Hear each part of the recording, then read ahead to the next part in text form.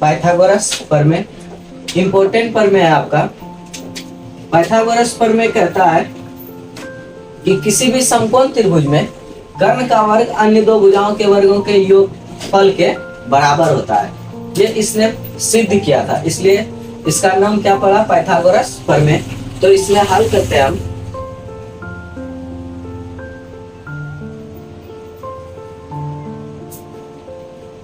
जो इन्होंने बोला था और सिद्ध किया था उसको हम विशेष प्रतिज्ञा बोलते हैं। ये क्वेश्चन बहुत ही इंपॉर्टेंट है, एक साल छोड़ के एक साल इस तरह से ये क्वेश्चन आते रहता है, कभी कभी तो लगातार भी आ जाता है, इसलिए बहुत ही इंपॉर्टेंट है ये प्रमेय। विशेष प्रतिज्ञा जो इसने बोला था और जो सिद्ध किया, किसी समकोण त्रिभुज में किसी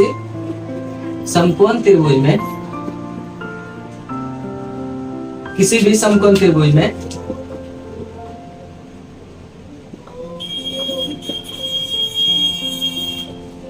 किसी भी समकोण त्रिभुज में कर्ण का वर्ग, किसी समकोण त्रिभुज में कर्ण का वर्ग अन्य दो भुजाओं के त्रिभुज, समकोण त्रिभुज में कर्ण के अलावा दो जो भुजा बचा, अन्य दो भुजाओं के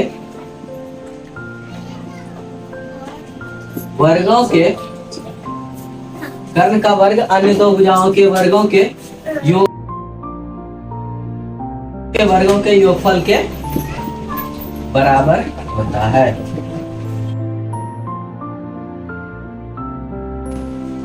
ये इसने बोला था और इसको सिद्ध किया। तो साधारण प्रतिज्ञा एक होता है,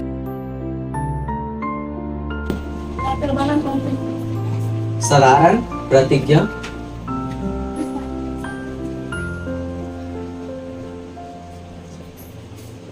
जिसमें हम डायग्राम बना देते हैं।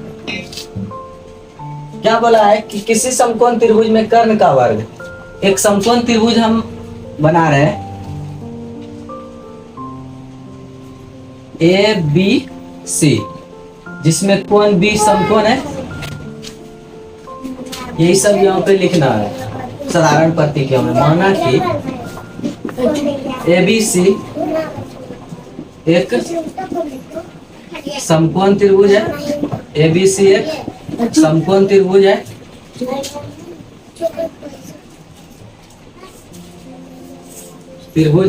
जिसमें कोण बी, जिसमें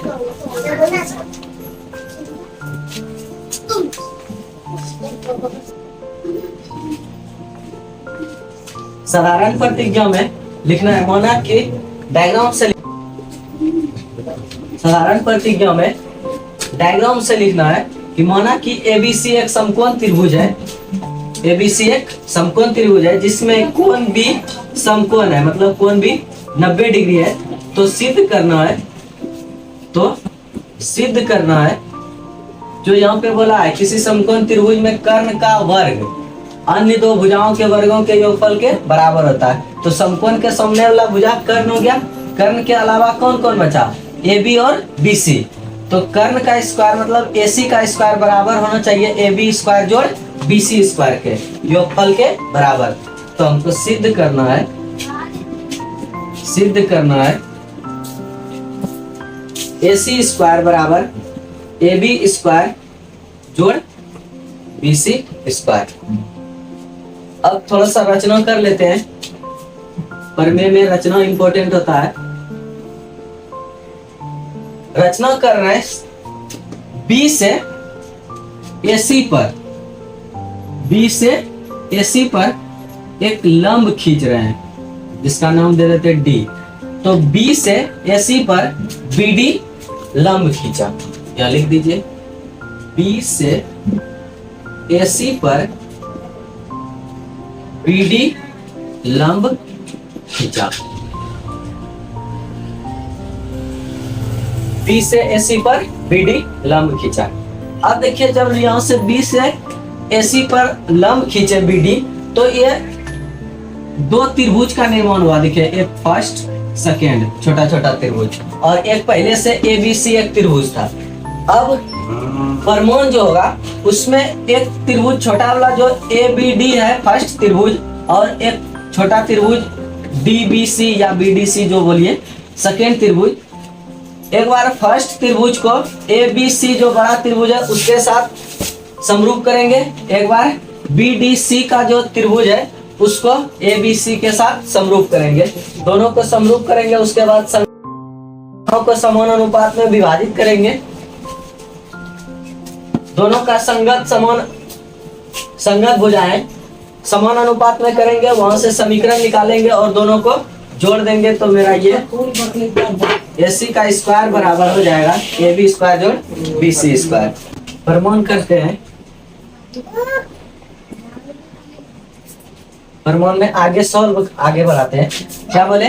फर्स्ट त्रिभुज को ए बी सी के समरूप कराना है। फर्स्ट त्रिभुज ए बी डी, तो त्रिभुज ए बी डी और त्रिभुज ए बी सी में, त्रिभुज ए बी सी में ध्यान दीजिएगा, ए बी डी में कोण ए और ए बी सी में भी कोण ए, दोनों में कोण ए मिल रहा है ना। तो जब दोनों में कोण ए मिला तो वह कोण कौन सा हो जाएगा? उभयनिष्ठ कोण हो जाएगा। कोण ए क्या हो जाएगा? उभयनिष्ठ कोण। तो ए को कैसे लिख सकते हैं? बी ए डी, छोटे वाला त्रिभुज को आगे लिखे हैं इसलिए इधर लिखेंगे कोण, जो कोण लिखेंगे वह छोटे वाला त्रिभुज का लिखेंगे। तो बी ए डी, इस कोण को क्या लिखेंगे? B A D. कोण बी ए डी बराबर होगा किसके?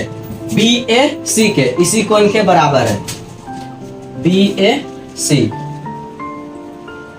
ए बराबर है किसके? ए के, उभयनिष्ठ कोण। उभयनिष्ठ कोण। उसके बाद ए बी डी में डी पर 90 डिग्री का कोण लंब खींचे हैं तो यह कितना बनेगा? 90 डिग्री समकोण। तो डी पर समकोण और ए बी सी में बी पर समकोण। ए बी डी में डी पर समकोण और ए बी सी में बी पर समकोण। तो डी बराबर होगा किसके? बी के। छोटे वाला त्रिभुज में डी और बड़ा वाला त्रिभुज में बी आपस में बराबर होगा। तो डी वाला को कैसे लिखेंगे? ए डी बी, कोण ए डी बी बराबर हो जाएगा ए बी सी के, कोण ए बी सी के, मतलब कोण डी बराबर होगा कोण बी के। छोटा वाला का डी, बड़ा वाला का बी, समकोण। जब दो त्रिभुज में कोई भी दो त्रिभुज ले लीजिए, अगर दो त्रिभुज में दो कोण बराबर हो जाता है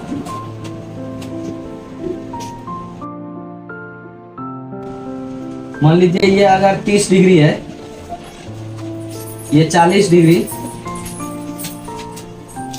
तो ये अगर 30 और ये भी 40 है तो इसका कितना हो जाएगा? 110 डिग्री। त्रिभुज के तीनों कोणों का योग 180 डिग्री होता है। तो 40 30 है तो ये कितना? 110।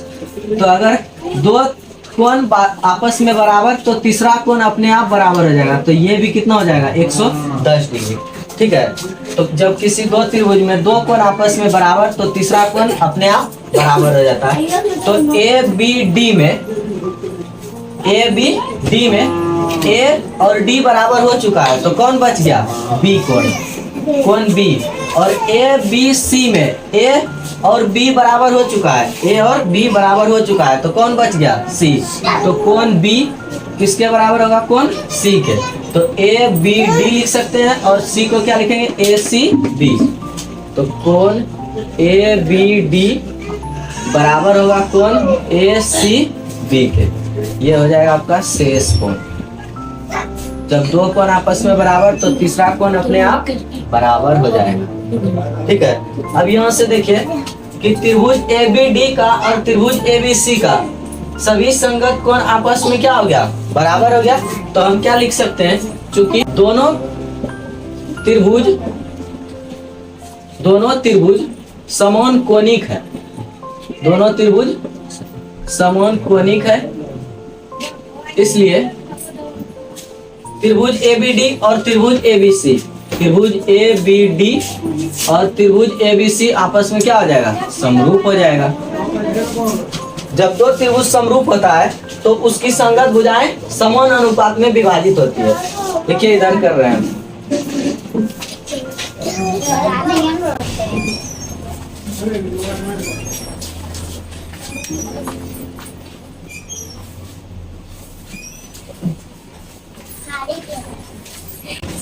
त्रिभुज ए बी डी में ए बी बटे ए बी के नीचे में कौन आएगा, समान अनुपात में विभाजित कर रहे हैं ए बी डी और ए बी सी के भुजाओं को।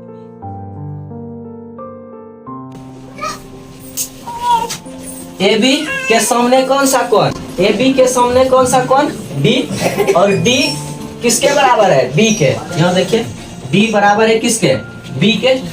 तो बी के सामने आएंगे और खुलेंगे, देखिए क्या मिला, ए सी।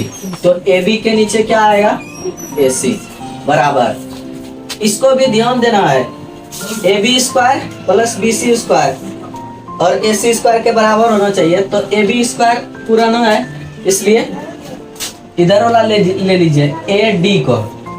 एक बार ए बी ले चुके हैं, ए बी के नीचे क्या आया, ए सी, अब ए डी ले रहे हैं तो ए डी लिखिए यहाँ पे। ए डी के सामने कौन सा कोण, बी, छोटा वाला में बी बड़ा वाला के किसके बराबर था, सी के। देखिए छोटा वाला त्रिभुज में बी बराबर है किसके, सी के, और सी के पास आइए और खुल जाइए, क्या मिलेगा, ए बी। तो नीचे में क्या आ जाएगा, ए बी। इस तरह से हम संगत भुजाओं को समान अनुपात में लिखते हैं। कोनों को निगुना कर दीजिए, तिर्यक गुना ए बी गुना ए बी स्क्वायर बराबर A C Guna A D, A C Guna A D. इसको मान लीजिए समीकरण 1। अब पुनः एक बार सेकेंड त्रिभुज को जो डी बी सी है इसको ए बी सी के समरूप करेंगे इसी प्रकार से। देखिए आप लोग उतार लीजिए इसको या फिर स्क्रीनशॉट कर लीजिए।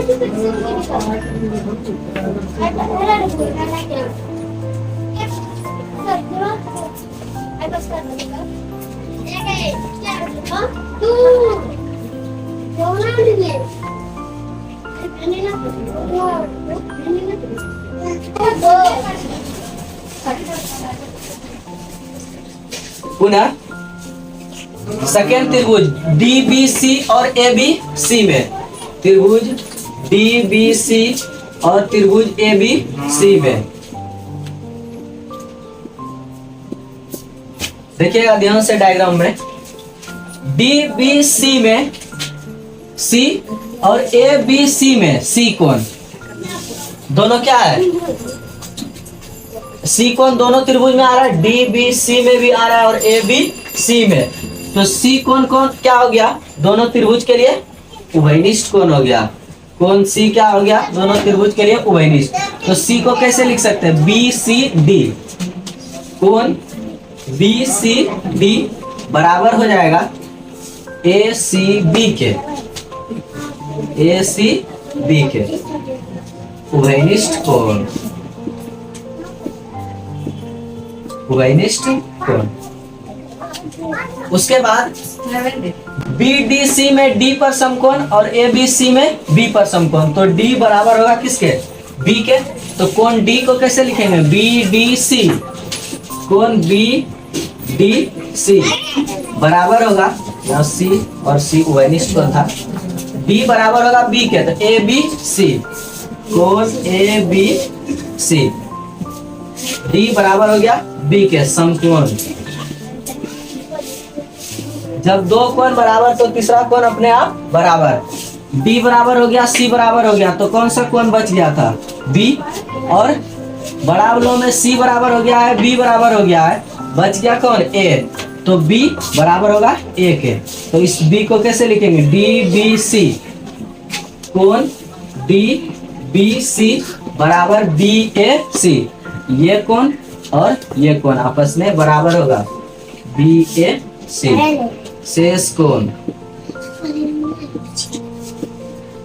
जब दोनों त्रिभुज समकोणिक हो गया, दोनों त्रिभुज का कोण क्या हो गया, आपस में बराबर हो गया, तो लिखेंगे दोनों त्रिभुज, क्योंकि दोनों त्रिभुज समकोणिक है, दोनों त्रिभुज समकोणिक है, अतः इसलिए त्रिभुज DBC, त्रिभुज DBC समरूप हो जाएगा त्रिभुज ABC के, त्रिभुज ABC के। जब दोनों त्रिभुज समरूप है तो इसके भी संगत भुजाओं को समान अनुपात में विभाजित कीजिए। उसमें AB लिए थे, इसमें BC और DC लेंगे। BC के नीचे कौन आएगा, BC के सामने वाला कोण D है, D समकोण है किसके बराबर, B के पास आके खुलिए, क्या मिलेगा, AC। तो BC के नीचे AC। यहाँ पे भी देख लीजिए, BC के सामने D बराबर है किसके, B के आसपास देखिए A और C है, वही आ जाएगा यहाँ पे। उसके बाद क्या बोले, BC के बाद DC लीजिए, DC बटे DC के सामने कौन सा कोण, DC के सामने B कोण, छोटा अवलव में B, बड़ा अवलव में किसके बराबर है, A के। छोटा अवलव में B, बड़ा अवलव में किसके बराबर है, A के। इधर छोटा अवलव त्रिभुज है, इधर बड़ा अवलव है, तो छोटा अवलव में B, बड़ा अवलव में A के बराबर। देखिए आसपास में कौन है, B और C है। और यहाँ से भी देख लीजिए, B A के बराबर है, B A के बराबर है, A के सामने खुलिए, क्या मिलेगा, BC। फिर ये गुना कर दीजिए, BC गुना BC, BC स्क्वायर, AC गुना DC, AC DC। समीकरण 2। अब समीकरण 1 और समीकरण 2 को जोड़ दीजिए, समीकरण 1 और 2 को जोड़ देते हैं। समीकरण 1 प्लस समीकरण 2, समीकरण 1 का लेफ्ट वाला और समीकरण 2 का लेफ्ट वाला आपस में जुटेगा, और राइट वाला के साथ टूटेगा।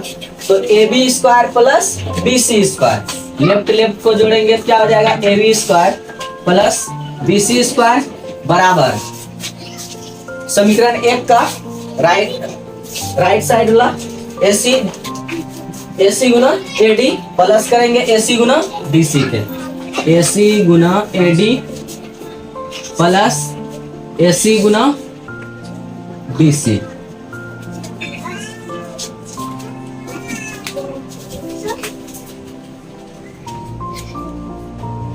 AB square plus BC square बराबर, देखिए AC और AC दोनों में कॉमन ले लीजिए। AC जब कॉमन लेंगे तो यहाँ क्या बचेगा, AD, AC निकाल लिए क्या बचेगा, AD प्लस AC कॉमन लिए तो क्या बचेगा, DC। AB square plus BC square बराबर AC गुना A से D और D से C, A से D प्लस D से C, मतलब A से D और D से C जब जोड़ेंगे तो पूरा क्या मिलेगा, AC मिलेगा। A से D और D से C जब पूरा जोड़ेंगे, AD और DC को पूरा जोड़ेंगे क्या मिलेगा, AC। तो इसको हम पूरे को क्या लिख सकते हैं, AC। अब हो गया, AB square plus BC square बराबर AC गुना AC, AC स्क्वायर, इसको इधर कर दीजिए, इसको उधर कर दीजिए। AC स्क्वायर बराबर AB स्क्वायर जोड़ BC स्क्वायर, ये आपका प्रूव हो गया।